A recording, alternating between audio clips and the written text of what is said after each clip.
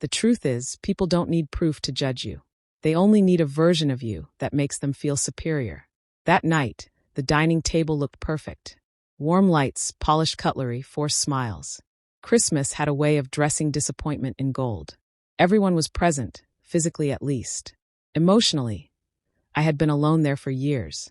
My mother sighed softly, the way she always did before saying something meant to hurt without sounding cruel.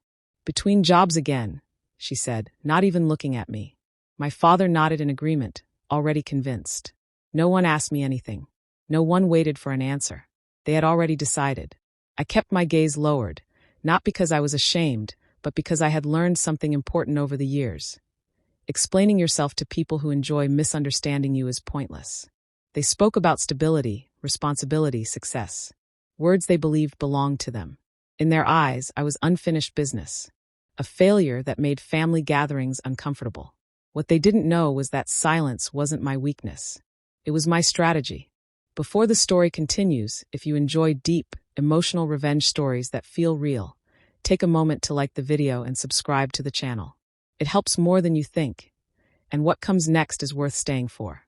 Behind them, the television played quietly. A news channel. Serious voices. Important faces. No one paid attention yet. Not until it was too late. The next day felt no different to them. To my family, that conversation was finished. Judgment delivered. Case closed. To me, it was another reminder of why I stopped sharing my life with them. I followed my routine, the one they believed didn't exist. I moved through my day carefully, quietly, surrounded by responsibilities they would never imagine belonged to me. My phone buzzed constantly with messages, updates, decisions waiting for approval. None of them were from my family. Growing up, I learned that love in my house came with conditions. Be impressive. Be visible. Be easy to explain to others. If you failed at that, you became invisible. They compared me to cousins, neighbors, strangers. They never compared me to myself. The version of me that survived disappointment after disappointment without becoming bitter. That afternoon, I received a call. The voice on the other end was calm, professional, and certain. "The announcement will be public tonight," they said. "There's no delay." I thanked them and ended the call. Tonight. For years, I had prepared for this moment. Not for revenge, but for truth. Revenge would simply be a side effect. That evening, I returned home to the same living room, the same furniture, the same people who thought they knew me. The television was already on. News channels switching rapidly. I stood quietly near the doorway, unseen as always. The news anchor's tone changed first.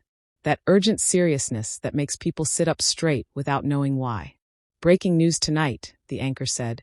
"A development that will impact." My father leaned forward. My mother stopped scrolling on her phone. Attention finally entered the room. Names were mentioned. Organizations. Decisions that carried weight. The kind of weight that moves markets and changes lives. Then the screen paused. And my name appeared. Not spoken yet. Just displayed. Clear. Unavoidable. The silence was immediate. My mother's face drained of color. My father stood up so suddenly his chair scraped loudly across the floor. His mouth opened, then closed again. "That can't be," he started. But it was. The anchor said my name out loud now, followed by words they had never associated with me. Authority. Leadership. Responsibility. Influence. They looked at me then. Really looked at me. As if seeing a stranger sitting in a familiar place. I didn't say a word. Because nothing I could say would hit harder than the truth they were hearing from someone they trusted more than me. Questions followed. Confused ones. Desperate ones. "Why didn't you tell us?" my mother asked, her voice trembling between shock and guilt. I met her eyes calmly. "You never asked." That was the moment everything shifted. They realized they hadn't misunderstood me. They had chosen not to understand me. Apologies came quickly after that. Awkward.